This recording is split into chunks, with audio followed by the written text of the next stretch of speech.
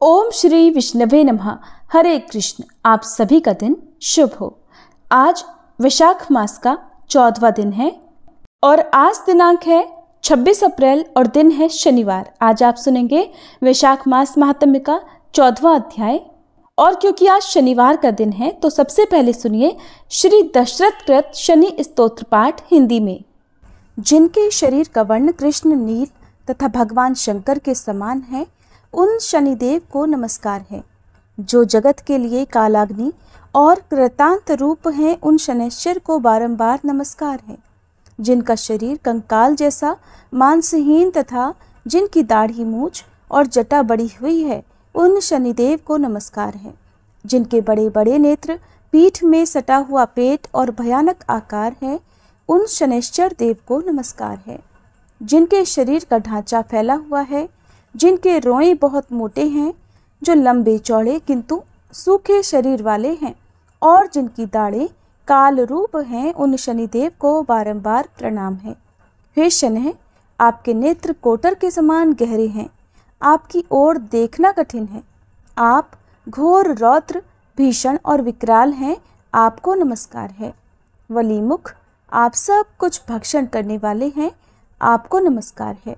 सूर्यनंदन, भास्कर पुत्र, अभय देने वाले देवता, आपको प्रणाम है। नीचे की ओर दृष्टि रखने वाले शनिदेव, आपको नमस्कार है। संवर्तक, आपको प्रणाम है।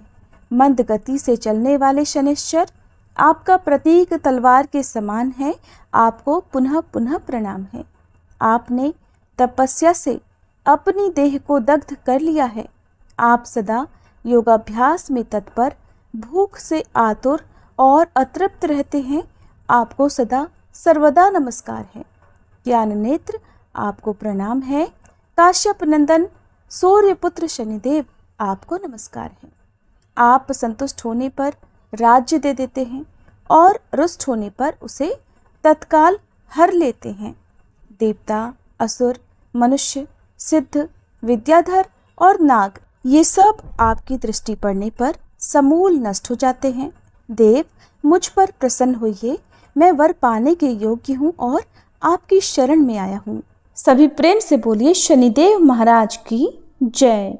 आज मासिक शिवरात्रि भी है, इसलिए आज के अध्याय से पहले अब सुनिए मासिक शिवरात्रि की कथा। पौराणिक कथा के अनुसार एक बार चित्रभानु नामक एक शिकारी था। पशुओं की हत्या करके वह अपने परिवार को पालता था। एक बार वह एक साहूकार का ऋणी बन गया, लेकिन ऋण समय पर ना चुका सकने पर क्रोधित साहूकार ने उसको शिव मठ में बंदी बना लिया। जिस दिन बंदी बनाया, संयोग से उस दिन शिवरात्रि थी। बंदी रहते हुए वह शिकारी मठ में शिव संबंधी धार्मिक बातें सुनता रहा। वहीं पर उसने शिवरात्रि व्रत की कथा भी सुनी। संध्या होने पर साहूकार ने उसे बुलाया और ऋण चुकाने के लिए पूछा। तब शिकारी ने अगले दिन सारा ऋण चुका देने का वचन दिया। साहूकार ने उसकी बात मान ली और उसे छोड़ दिया। शिकारी जंगल में शिकार करने के लिए निकला, लेकिन दिन भर बंदी गृह में रहने के कारण वह भूख और प्यास से अति व्याकुल था। सूर्यास्त होने पर वह एक जलाशय के पास गया और वहीं घाट के किनारे एक पेड़ पर थोड़ा सा जल पीने के लिए लेकर चढ़ गया, क्योंकि उसे पूरा विश्वास था, उम्मीद थी कि कोई ना कोई जानवर अपनी प्यास बुझाने के लिए यहाँ जरूर आएगा। जिस पेड़ पर वह चढ़ा वह बेलपत्र का पेड़ था और उसी पेड़ के नीचे शिवलिंग भी था, जो कि उस समय सूखे बेलपत्रों से ढके होने के कारण दिखाई नहीं दे रहा था। शिकारी को भी इस बात का पता नहीं चला। वो भूख और प्यास से थका हुआ था तो उसी मचान पर बैठ गया। मचान बनाते समय उसने जो टहनियां तोड़ी वो संयोग से शिवलिंग पर जाकर गिर गईं। इस प्रकार दिन भर भूखे प्यासे शिकारी का व्रत भी हो गया और शिवलिंग पर अनायास ही उससे बेलपत्र भी चढ़ गए। एक पहर रात बीत जाने पर एक गर्भिणी हिरनी तालाब पर पानी पीने पहुंची। शिकारी ने धनुष पर तीर चढ़ाकर जैसे ही उसकी प्रत्यंचा खींची कि उसके हाथ के धक्के से कुछ पत्ते और थोड़े से जल की कुछ बूंदें भी नीचे शिवलिंग पर गिर गईं और अनजाने में ही शिकारी के पहले पहर की पूजा भी हो गई। वह गर्भिणी हिरनी कहने लगी कि हे शिकारी, मैं गर्भिणी हूँ, शीघ्र ही बच्चे को जन्म देने वाली हूँ। तुम एक साथ दो जीवों की हत्या करोगे जो बिल्कुल ठीक नहीं है। मैं बच्चे को जन्म देकर जल्दी ही तुम्हारे सामने आ जाऊंगी, तब तुम मुझे मार लेना। सुनकर शिकारी को उस पर दया आ गई और उसने अपने धनुष की प्रत्यंचा ढीली कर दी। देखते ही देखते वह हिरनी जंगली झाड़ियों में गायब हो गई। कुछ ही देर बाद एक और हिरनी उधर से आ निकली। शिकारी की प्रसन्नता का ठिकाना नहीं रहा।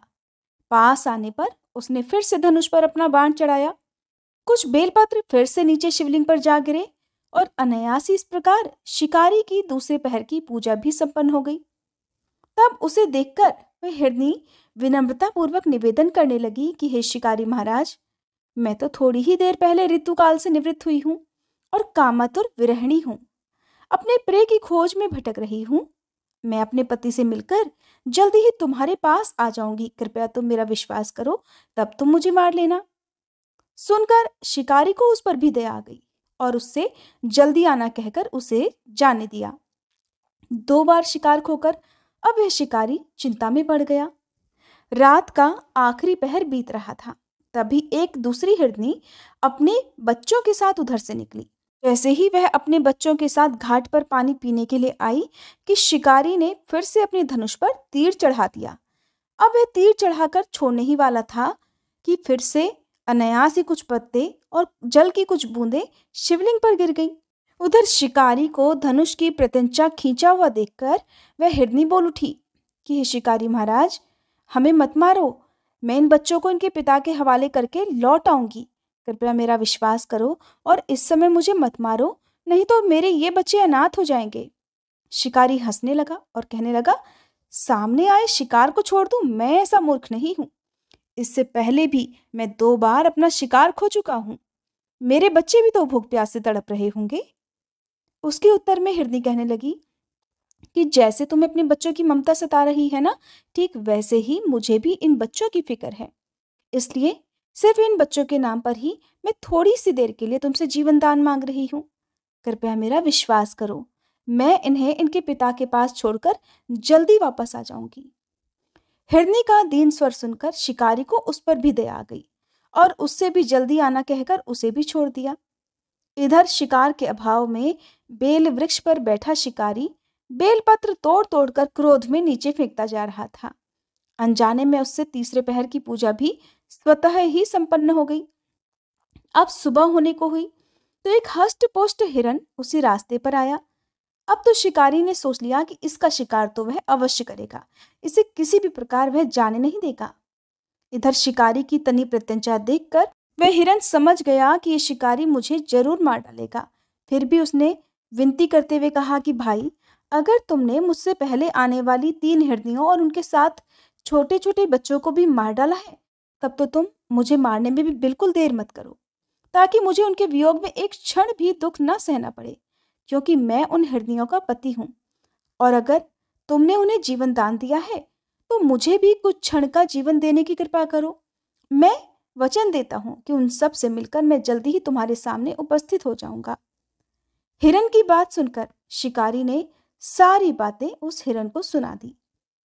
इधर जैसे ही शिकारी ने फिर से प्रत्यंचा खींची थी कि अनायास ही फिर से कुछ बेलपत्र और जल की कुछ बूंदें शिवलिंग पर गिर गई। अनजाने में ही चौथे पहर की पूजा भी उससे संपन्न हो गई। सारी बात जानकर हिरन कहने लगा, हे शिकारी महाराज, कृपया मेरा विश्वास करो। मेरी तीनों पत्नियां जिस तरह से तुम्हें विश्वास दिलाकर गई हैं, वे मेरी मृत्यु के बाद अपने धर्म का पालन बिल्कुल भी नहीं कर पाएंगी। इसलिए जैसे तुमने उन्हें विश्वास पात्र मानकर छोड़ा है, वैसे ही मुझे भी जाने दो।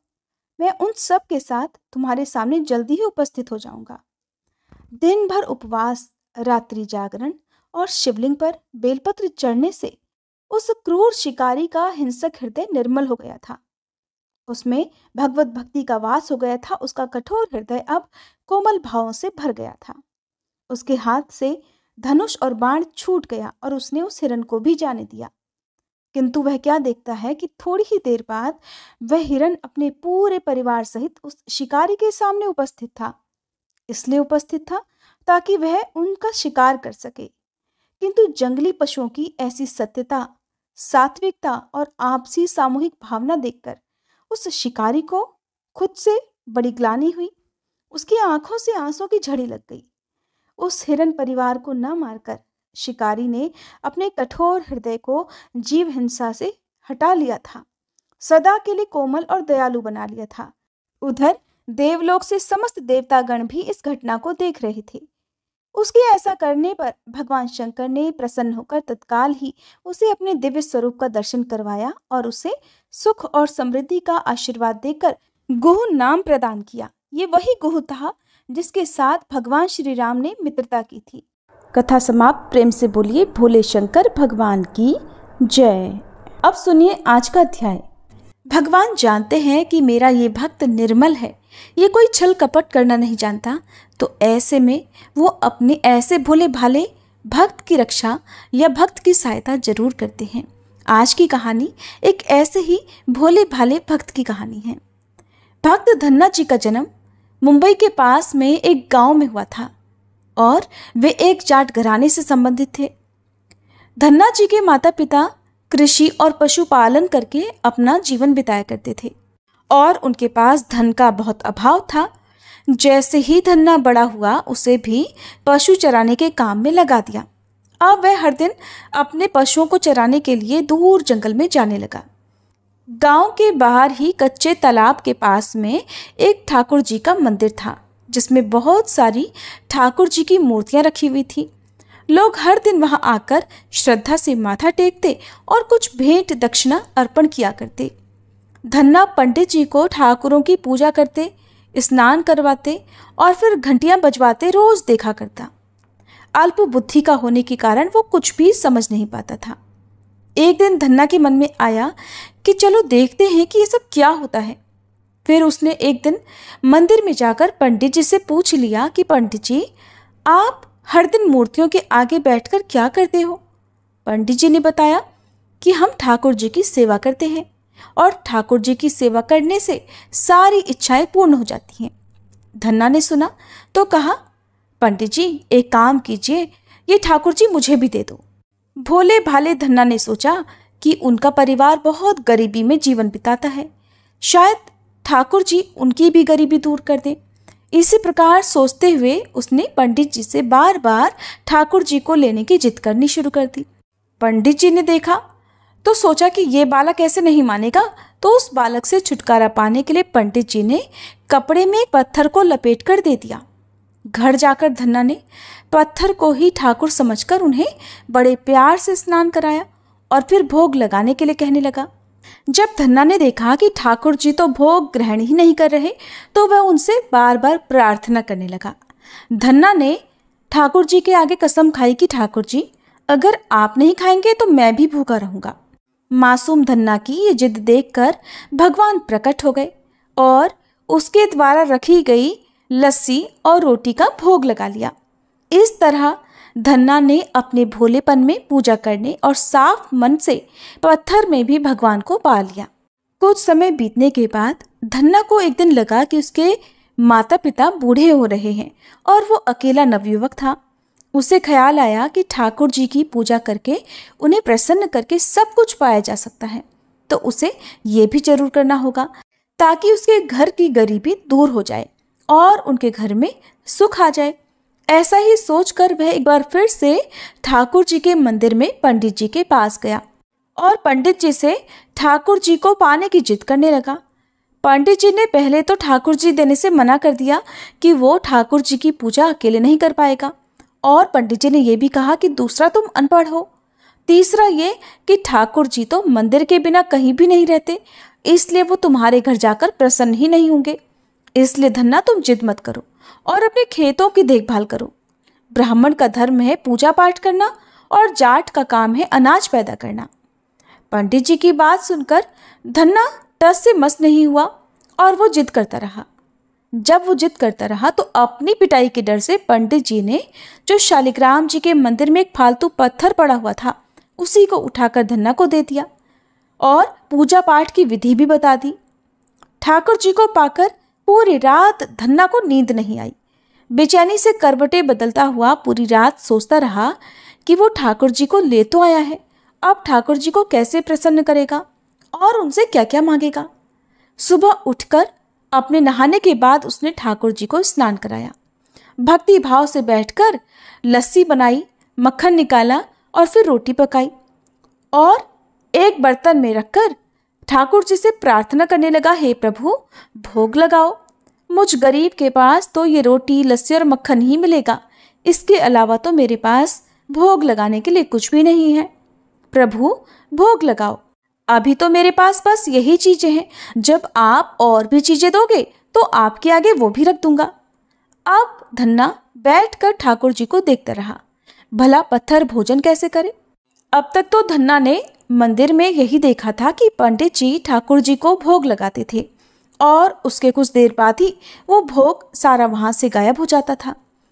भोला भाला धन्ना सोचता था कि शायद ठाकुर जी ने सारा भोग ग्रहण कर लिया है, बल्कि होता ये था कि पंडित जी भोग का बहाना बनाकर सारी सामग्री अपने घर ले जाते थे। भोले भाले बालक को इस बात की जानकारी नहीं थी। जब उसने देखा कि भगवान के आगे तो भोग ऐसे ही रखा हुआ है, तो वह बड़ा बेचैन होकर कहने लगा, हे प्रभु क्या बात है, आप भोग क्यों नहीं लगा रहे? क्या आप जाट के हाथ का प्रसाद नहीं खाते? मंदिर में तो आप पंडित जी के हाथों से तुरंत ही भोग स्वीकार कर लेते थे, इतनी देर भी नहीं लगाते थे। और अगर आज आपने प्रसाद नहीं खाया तो मैं मर जाऊंगा, लेकिन आपके बगैर नहीं खाऊंगा। भगवान जानते थे कि ये मेरा भक्त तो बहुत निर्मल है, बिल्कुल भी छल कपट नहीं जानता, अब तो मुझे प्रकट होना ही पड़ेगा। 1 घंटा और बीतने के बाद धन्ना ने क्या देखा कि सामने कान्हा जी विराजमान है, कमर में मुरली खोसी हुई है, सिर पर मुकुट विराजमान है और बड़े प्यार से रोटी मक्खन के साथ खा रहे हैं और साथ ही साथ लस्सी भी पी रहे हैं। भोजन ग्रहण करने के बाद भगवान बोले, धन्ना जो इच्छा है मांग लो, मैं तुम पर बहुत प्रसन्न हूँ।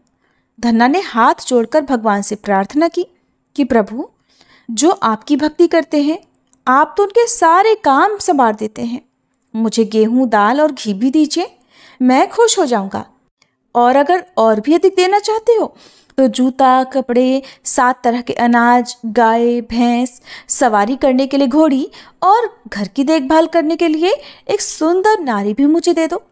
धन्ना के ये वचन सुनकर भगवान हंस पड़े और बोले, ये सारी चीजें तुम्हें मिल जाएंगी। भगवान बोले, और कुछ चाहिए तो बताओ। भगवान से धन्ना कहने लगा, प्रभु मैं जब भी आपको याद किया करूं बस आप मुझे अपने दर्शन दे दिया कीजिएगा, और अगर मुझे किसी और बात की जरूरत हुई तो जरूर बताऊंगा। तथास्तु कहकर भगवान ने उत्तर दिया।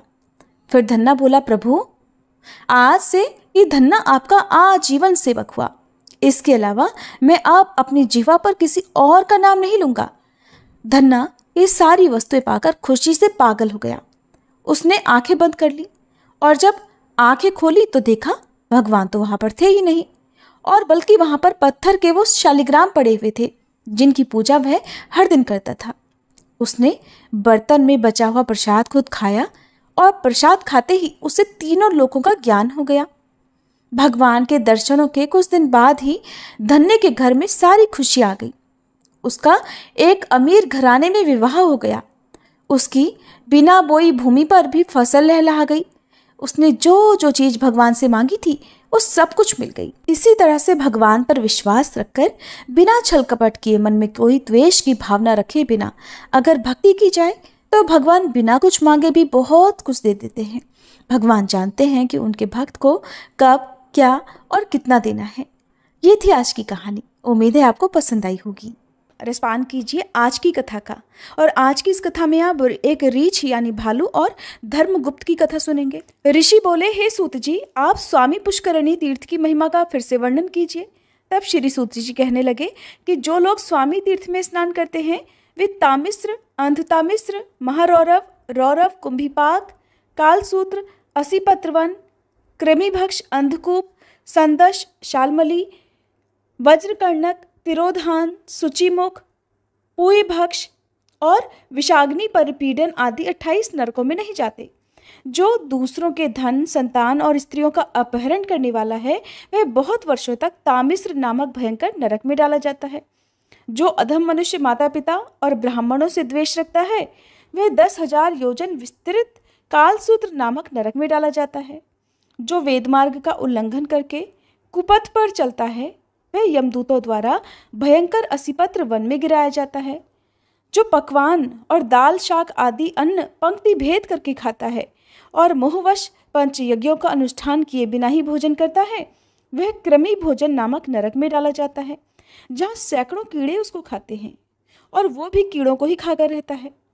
जो स्नेह अथवा बल से ब्राह्मण का धन हड़प लेता है और जो राजा या राजपुरुष दूसरों के धन का अपहरण कर लेता है, वह संदश नामक नरक में गिराया जाता है। जो नीच मनुष्य अगम्य स्त्री के साथ गमन करता है या जो नारी अगम्य पुरुष के साथ संगम करती है, वे दोनों क्रमशः लोहे की तपाई हुई नारी मूर्ति और पुरुष मूर्ति का आलिंगन करके तब तक खड़े रहते हैं जब तक चंद्रमा और सूर्य की सत्ता रहती है। इसके बाद वे सूची नामक घोर नरक में डाले जाते हैं। जो मनुष्य अनेक प्रयत्नों और उपद्रवों से सभी प्राणियों को सताता है, वह बहुत कांटों वाले भयंकर शालमली नरक में गिराया जाता है। जो राजा अथवा राजा का नौकर पाखंडतम का अनुयायी होकर धार्मिक मर्यादाओं को तोड़ता है, वह वैतरणी नरक में डाला जाता है। वृषली संग से दूषित, शौचाचार विहीन, अशास्त्रीय कर्मों के करने से लज्जा न करने वाले, वेद मार्ग के त्यागी, सदा पशुओं का सा आचरण करने वाले व्यक्तियों को यम किंकर पोई, विष्ठा, मूत्र, कफ और पित्त आदि से भरे हुए अत्यंत विभत्स नरक में गिराते हैं। जो कुत्तों या फिर जंगलों में वन्य मृग आदि पशुओं को बाणों के द्वारा पीड़ा पहुंचाता है, उन्हें मारता है, यम किंकर उसको भी बाणों के द्वारा ही बींधते हैं और फिर से प्राणरोध नामक नरक में गिराते हैं। जो पाखंडी यज्ञ में पशुओं की हत्या करता है, वह परलोक में वैश्यस नामक नरक में गिराया जाता है। जो लुटेरों के मार्ग का आश्रय लेकर दूसरों को जहर देता, गांवों को जला देता और बनियों के धन का अपहरण करता है, वह परलोक में वज्रदृष्ट नामक भयानक नरक में बहुत लंबे समय तक के लिए डाल दिया जाता है। ये तथा और भी जितने नरक हैं, उन सब में वह मनुष्य कभी नहीं पड़ता जो स्वामी पुष्करिणी तीर्थ में गोता लगाता है। स्वामी पुष्करिणी में एक बार स्नान करने से मनुष्य अश्वमेध यज्ञ का फल पाता है। उसे आत्मज्ञान तथा 4 प्रकार की साक्षात मुक्ति की भी प्राप्ति होती है। जो महापातकों या फिर सभी पातकों से युक्त है, वह भी स्वामी तीर्थ में गोता लगाने से तुरंत ही पवित्र हो जाता है। स्वामी तीर्थ के दर्शन से मनुष्यों की बुद्धि, लक्ष्मी, कीर्ति, संपत्ति, ज्ञान, धर्म और वैराग्य की वृद्धि तथा मन की शुद्धि होती है। इस प्रकार अद्वैत ज्ञान, भोग तथा मोक्ष और मनोवांछित कामना प्रदान करने वाले अज्ञान नाशक स्वामी तीर्थ के प्रभाव का वर्णन किया गया, जो मनुष्यों के सभी पापों का नाश करने वाला है। हे नैमिषारण्य निवासी महर्षियों, अब मैं आप लोगों से स्वामी तीर्थ की महिमा का अभिवर्णन करूंगा। इसके बारे में विस्तार पूर्वक आपसे बताऊंगा। चंद्रवंश में नंद नाम से प्रसिद्ध एक महाराजा थे, जो समुद्र पर्यंत पृथ्वी का धर्मपूर्वक पालन किया करते थे। उनका एक पुत्र हुआ जिसका नाम उन्होंने धर्मगुप्त रखा। नंद ने राज्य की रक्षा का भार अपने पुत्र पर सौंप दिया और खुद इंद्रियों को वश में करके आहार पर विजय पाकर तपस्या के लिए तपोवन में चले गए। पिता के तपोवन चले जाने पर राजा धर्मगुप्त ने सारी पृथ्वी का पालन किया। वे धर्मों के ज्ञाता और नीतिपरायण थे। उन्होंने अनेक प्रकार के यज्ञों द्वारा देवराज इंद्र आदि देवताओं का पूजन किया और ब्राह्मणों को धन और बहुत से क्षेत्र प्रदान किए। उनके शासनकाल में समस्त प्रजा अपने अपने धर्म का पालन किया करती थी। उनके राज्य में कभी चोर आदि से किसी को कोई कष्ट नहीं हुआ। एक दिन धर्मगुप्त उत्तम घोड़े पर सवार होकर वन में गए। वहीं रात हो गई। विनयशील राजा ने वहीं सायं संध्या की उपासना करके वेद माता गायत्री का जप किया। इसके बाद सिंह, व्याघ्र आदि के भय से वे एक वृक्ष पर जा बैठे। उस वृक्ष के पास एक रीछ आया जो सिंह के भय से पीड़ित था। वन में विचरने वाला एक सिंह उस रीछ का पीछा कर रहा था। रीछ उसी वृक्ष पर चढ़ गया। वहां उसने महान बल पराक्रम से संपन्न राजा धर्मगुप्त को बैठे देखा। उन्हें देखकर रीछ बोला, महाराज भय मत कीजिए, हम दोनों अब रात भर यहीं रहेंगे, क्योंकि इस वृक्ष के नीचे एक बड़ा भयंकर सिंह आया हुआ है। महामते, तुम आधी रात तक निर्भय होकर नींद ले लो, फिर मैं सजग होकर तुम्हारी रक्षा करता रहूंगा, और उसके बाद जब मैं सो जाऊं तब शेष आधी रात तक तुम मेरी रक्षा करना। रीछ की ये बात सुनकर धर्मगुप्त सो गए। उस समय सिंह ने रीछ से कहा कि ये राजा तो सो गया है, अब तुम इसे मेरे लिए नीचे गिरा दो। तब धर्मज्ञ रीछ ने सिंह को क्या उत्तर दिया, अब आप सभी सुनिए। रीछ कहने लगा, हे वंचारी मृगराज, तुम धर्म को नहीं जानते। अहो, विश्वासघात करने वाले प्राणियों को संसार में बड़ा कष्ट भोगना पड़ता है। मित्रों से द्रोह करने वाले का पाप 10,000 यज्ञों के अनुष्ठान से भी नष्ट नहीं होता। ब्रह्महत्या आदि पापों का तो किसी प्रकार निवारण हो सकता है, किंतु विश्वासघातियों का पाप कोटि जन्मों में भी नष्ट नहीं हो सकता है। सिंह, मैं मेरु पर्वत को इस पृथ्वी का बड़ा भारी भार नहीं मानता। संसार में जो विश्वासघाती है, बल्कि मैं उसी को भूतल का सबसे महान भार समझता हूँ। रीछ के ऐसा कहने पर वह सिंह चुप हो गया। इसके बाद धर्मगुप्त जागे और वह रीछ वृक्ष पर सो गया। तब सिंह ने राजा से भी वही कहा जो रीछ से कहा कि इस रीछ को नीचे छोड़ दो। तब राजा ने क्या किया, ये भी अब आप सुनिए। तब राजा ने अपनी गोद में सिर रखकर सोए हुए उस रीछ को सिंह के लिए पृथ्वी पर ढकेल दिया। राजा के गिराने पर रीछ वृक्ष की डाली पकड़ता हुआ लटक गया। वह पुण्यवश वृक्ष की डाली से नीचे नहीं गिरा। अब वह राजा के पास आकर क्रोध पूर्वक बोला, राजन, मैं इच्छानुसार रूप धारण करने वाला ध्यान काष्ठ नामक मुनि हूँ। मेरा जन्म भृगुवंश में हुआ है। मैंने अपनी इच्छा से ही रीछ का रूप धारण किया है। मैंने तो तुम्हारा कोई अपराध नहीं किया था, फिर सोते समय तुमने मुझे क्यों ढकेला? बताओ, तुमने मेरे साथ विश्वासघात क्यों किया? जब तुम सो रहे थे तब मैंने इस सिंह से तुम्हारी रक्षा की थी, और तुमने बदले में क्या किया? मैं तुम्हें शाप देता हूँ कि जाओ और बहुत जल्दी पागल होकर तुम पृथ्वी पर विचरो। राजा को इस प्रकार शाप देकर मुनि ने सिंह से कहा कि तुम सिंह नहीं, महायक्ष हो। तुम पहले कुबेर के मंत्री थे। एक दिन अपनी पत्नी के साथ हिमालय के शिखर पर आकर अनजाने में गौतम मुनि के समीप ही तुम विहार करने लगे। दैव की प्रेरणा से महर्षि गौतम समिधा लाने के लिए कुटी से बाहर निकले।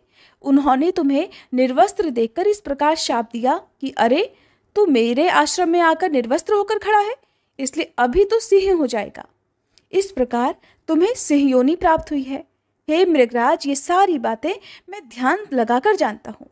ध्यान काष्ठ मुनि के ऐसा कहने पर उसने सिंह का रूप तुरंत ही त्याग दिया और फिर कुबेर सचिव के रूप में दिव्य यक्ष का शरीर धारण कर लिया।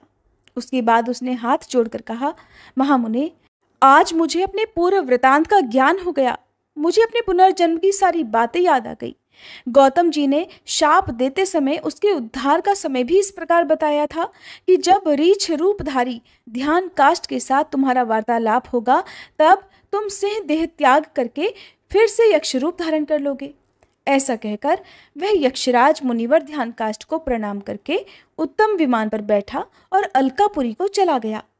राजा धर्मगुप्त को पागल के रूप में देखकर मंत्री लोग उन्हें नर्मदा के तट पर उनके पिता नंद के पास ले गए और ये बताया कि महाराज, आपके पुत्र की बुद्धि तो विकृत हो गई है, ये पागल हो गए हैं। पुत्र का वृतांत जानकर फिर राजा नंद उसे साथ लेकर सहसा जैमिनी मुनि के पास गए और उनसे इस प्रकार बोले कि भगवान, मेरा ये पुत्र इस समय उन्मादग्रस्त हो गया है। इसका यह रोग दूर करने का कोई उपाय बताइए। उनके ऐसा पूछने पर मुनिवर जैमिनी ने दीर्घ काल तक ध्यान लगाने के बाद कहा, राजन, तुम्हारा पुत्र ध्यानकाष्ठ मुनि के शाप से उन्मत्त हुआ है, अर्थात पागल हुआ है। इस शाप से मुक्ति पाने के लिए मैं तुम्हें एक उपाय बतलाता हूँ। सुवर्णमुखी नदी के तट पर एक वेंकट नाम से प्रसिद्ध पर्वत है, जो सब पापों को हरने वाला तथा परम पवित्र है। उसके शिखर पर स्वामी पुष्करिणी नामक एक बड़ा भारी तीर्थ है। महामते, वहीं ले जाकर अपने पुत्र को उसमें स्नान कराओ। ऐसा करने से इसका उन्माद तत्काल ही नष्ट हो जाएगा। ये सुनकर राजा नंद ने मुनिश्रेष्ठ जैमिनी को प्रणाम किया और पुत्र को लेकर वे स्वामी पुष्करिणी तीर्थ को चले गए। वहां नियम पूर्वक अपने पुत्र को स्नान कराया। स्नान करते ही उसी क्षण उसका उन्माद, उसका रोग शोक, उसका पागलपन तुरंत ही नष्ट हो गया। राजा नंद ने स्वयं भी स्वामी पुष्करिणी के जल में स्नान किया, फिर पुत्र के साथ एक दिन उस तीर्थ में निवास किया और वेंकटगिरी के स्वामी दयानिधान भगवान श्रीनिवास की सेवा करके पुनः तपस्या के लिए वन को प्रस्थान कर लिया। पिता के चले जाने पर राजा धर्मगुप्त ने भगवान वेंकटेश्वर में भक्ति रखते हुए ब्राह्मणों को बहुत धन धान्य और क्षेत्र प्रदान किए। इसके बाद मंत्रियों के साथ वे अपनी नगरी को चले गए। हे ब्राह्मणों, इस प्रकार मैंने आपसे राजा धर्मगुप्त की कल्याणमयी कथा सुनाई। इसके सुनने मात्र से ही ब्रह्मत्या का नाश हो जाता है। हरे कृष्ण। आज की वीडियो में बस इतना ही। इसके आगे की कथाएं आप सभी आने वाले अध्यायों में सुनिएगा। श्री विष्णु चालीसा पाठ। विष्णु सुनिए विनय सेवक की चितलाए, कीरत कुछ वर्णन करूं दीजिए ज्ञान बताए। नमो विष्णु भगवान खरारी, कष्ट नशावन अखिल बिहारी। प्रबल जगत में शक्ति तुम्हारी, त्रिभुवन फैल रही उजियारी। सुंदर रूप मनोहर सूरत, सरल स्वभाव मोहिनी मूरत। तन पर पीतांबर अति सोहत, वैजंती माला मन मोहत। शंख चक्र कर गदा विराजे, देखत दैत्य असुर दल भाजे। सत्य धर्म मद लोभ न गाजे, काम क्रोध मद लोभ न छाजे। संत भक्त सज्जन मन रंजन, धनुज असुर दुष्टन दल गंजन। सुख उपजाए कष्ट सब भंजन, दोष मिटाए करत जन सज्जन। पाप काट भव सिंधु उतारण, कष्ट नाश कर भक्त उबारण। करत अनेक रूप प्रभु धारण, केवल आप भक्ति के कारण। धरणी धेनु बन तुम ही पुकारा, तब तुम रूप राम का धारा। भार उतार असुर दल मारा, रावण आदिक को संहारा। आप वराह रूप बनाया, हिरण्याक्ष को मार गिराया। धर्मत्स्य तन सिंधु बनाया, 14 रत्नन को निकलाया। अमिलख असुरन द्वंद मचाया, रूप मोहिनी आप दिखाया। देवन को अमृत पान कराया, असुरन को छवि से बहलाया। कूर्म रूप धर सिंधु मझाया, मंदराचल गिरि तुरत उठाया। शंकर का तुम फंद छुड़ाया, भस्मासुर को रूप दिखाया। वेदन को जब असुर डुबाया, कर प्रबंध उन्हें ढूंढवाया। मोहिनी बनकर खल ही नचाया, उस ही कर से भस्म कराया। असुर जलंधर अति बलदाई, शंकर से उनकी लड़ाई। हार पार शिव शकल बनाई, कीन सती से छल खल जाई। सुमिरन कीन तुम्हें शिव रानी, बतलाई सब विपत कहानी। तब तुम बने मुनीश्वर ज्ञानी, वृंदा की सब सुरति भुलानी। देखत तीन दनुज शैतानी, वृंदा आए तुम्हें लपटानी। हो स्पर्श धर्म क्षति मानी, हना असुर उर शिव शैतानी। तुमने ध्रुव प्रहलाद उबारे, हिरणाकुश आदिक खल मारे। गणिका और अजामिल तारे, बहुत भक्त भव सिंधु उतारे। हरहु सकल संताप हमारे, कृपा करहु हरि सिरजनहारे। देखहु मैं निज दर्श तुम्हारे, दीन बंधु भक्तन हितकारे। चाहता आपका सेवक दर्शन, करहु दया अपनी मधुसूदन। जानू नहीं योग्य जब पूजन, होए यज्ञ स्तुति अनुमोदन। शील दया संतोष सुलक्षण, विदित नहीं व्रत बोध विलक्षण। करहु आपका किस विधि पूजन, कुमति विलोक होत दुख भीषण। करहु प्रणाम कौन विधि सुमिरन, कौन भांति मैं करहु समर्पण। सुर नर मुनि करत सदा सेवकाई, हर्षित रहत परम गति पाई। दीन दुखिन पर सदा सहाई, निज जन जान लेव अपनाई। पाप दोष संताप नशायो, भव बंधन से मुक्त कराओ। सुत संपत्ति दे सुख उपजाओ, निज चरणन का दास बनाओ। निगम सदा ये विनय सुनावे, पढ़े सुने जो जन सुख पावे। प्रिय श्रोताओं, आइए अब हम सब मिलकर भगवान श्री लक्ष्मी नारायण जी से क्षमा प्रार्थना करें। हे सच्चिदानंद परम करुणामय भगवान विष्णु, हे लक्ष्मी नारायण भगवान, आप सबके अंतःकरण में वास करने वाले सर्वज्ञ, सर्वशक्तिमान और अनंत दयालु हैं। मैं आपकी इस अज्ञानमय बालिका ने जीवन के पथ पर चलते हुए अनगिनत बार अपने विचारों, वचनों और कर्मों से जाने अनजाने पाप, त्रुटियां और अपराध किए हैं। हे प्रभु, कभी किसी के साथ कटु व्यवहार किया, कभी अहंकार में कुछ ऐसा बोल गई जो आपकी मर्यादाओं के विरुद्ध था। कभी क्रोध आया, कभी मोह ने भरमाया और कभी लोभ ने मुझे आपके पथ से डगमगाया। परंतु प्रभु, आप तो क्षमाशील हैं। आप तो उसी को उठाते हैं जो गिर गया हो, उसी को थामते हैं जो भटक गया हो। हे श्री हरि, मैं स्वीकार करती हूँ कि मेरी बुद्धि संकीर्ण है, मन चंचल है, इंद्रियां आकर्षणों में बहक जाती हैं, परंतु मेरा हृदय बार बार आपके श्री चरणों की ओर ही लौट आता है। हे प्रभु, मैं आपकी शरण में हूँ। आपके बिना मेरा कोई सहारा नहीं, कोई गति नहीं। मुझ में यदि कोई गुण है तो वह आपके चरणों की भक्ति है। मुझ में यदि कोई शक्ति है तो वह आपके नाम का स्मरण है। आपकी कृपा के बिना मैं कुछ भी नहीं। इसलिए हे करुणा सिंधु, कृपया मुझ पर दृष्टि डालिए, मेरे समस्त पापों को क्षमा कर दीजिए, मुझे अपनी भक्ति में दृढ़ बनाइए और अपने प्रेम में बांध लीजिए। मैं न योग जानती हूँ, न यज्ञ, न तप, न व्रत। मैं तो केवल एक बात जानती हूँ कि आप मेरे हैं और मैं आपकी हूँ। यही संबंध मेरी आत्मा की अंतिम पहचान है। सभी प्रेम से बोलिए श्री विष्णु भगवान की जय, श्री बांके बिहारी लाल की जय।